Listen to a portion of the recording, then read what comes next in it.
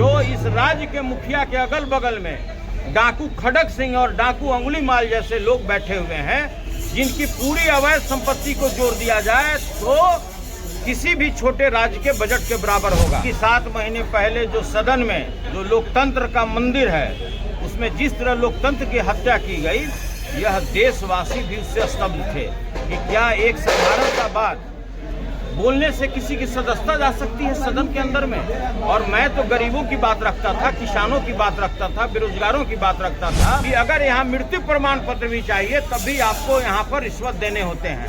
यह बात यहाँ के शासक जो सत्ता में बदचूर हो गए हैं, उनको यह बात समझ में नहीं आ रहा था। नमस्कार, मैं उपलक सिंह और आप देख रहे हैं आगाज एक्सप्रेस। आज हम मौजूद है आरजेडी कार्यालय में, जहां पर एमएलसी सुनील सिंह की जब सदस्यता वापस आई है तो आपको दिखा दें किस तरीके से कार्यकर्ताओं में जोश नजर आ रहा है। नजर आ रहे हैं, आपको नजर करवा देते हैं जिस तरीके से उमंग है कार्यकर्ताओं।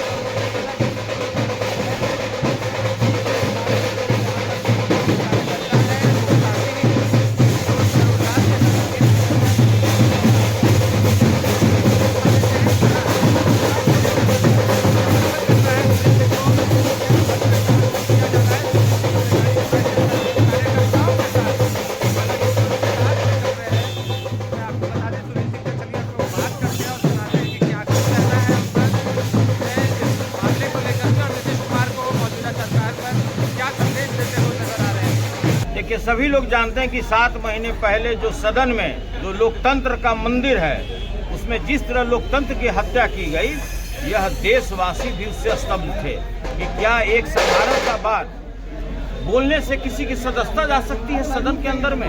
और मैं तो गरीबों की बात रखता था, किसानों की बात रखता था, बेरोजगारों की बात रखता था। और जो बिहार में व्याप्त भ्रष्टाचार है, जो इस राज्य के मुखिया के अगल बगल में डाकू खड़ग सिंह और डाकू अंगुलीमाल जैसे लोग बैठे हुए हैं, जिनकी पूरी अवैध संपत्ति को जोड़ दिया जाए तो किसी भी छोटे राज्य के बजट के बराबर होगा। मैं लगातार यह बात सदन में कहता आया हूं। मैं लगातार सदन में यह बात बोलता आया कि अगर यहाँ मृत्यु प्रमाण पत्र भी चाहिए तब भी आपको यहाँ पर रिश्वत देने होते हैं। यह बात यहाँ के शासक जो सत्ता में बदचूर हो गए हैं, उनको यह बात समझ में नहीं आ रहा था। उनका एकमात्र था कि किसी तरह से डॉक्टर सुनील कुमार सिंह को सदन से अलोकतांत्रिक तरीके से बाहर कर दिया जाए। और आज माननीय उच्चतम न्यायालय का जो आदेश आया है, यह लोकतंत्र बचाने का आदेश है, यह संविधान को बचाने का आदेश है। और उन्होंने दूध का दूध और पानी का पानी कर दिया। और आगे आने वाले जो हिटलर शाही चलाने वाले शासक हैं, उसको चेतावनी है कि आपके विरुद्ध बोलने वाले व्यक्ति को आप इस तरह से उसकी सदस्यता नहीं ले सकते। क्या आप उसी अंदाज में फिर वापस लौटेंगे सदन?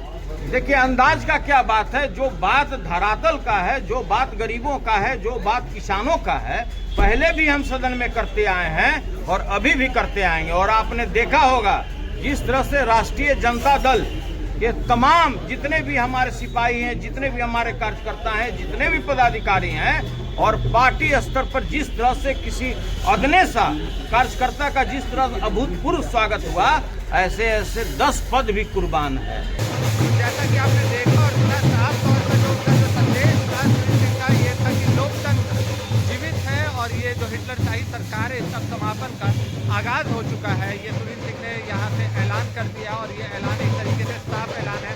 मौजूदा सरकार नीतीश कुमार को चुनौती दे डाली है और साफ तौर पर ये भी कहा है कि न्यायालय पर उन्हें भरोसा था और न्यायालय ने इंसाफ किया है।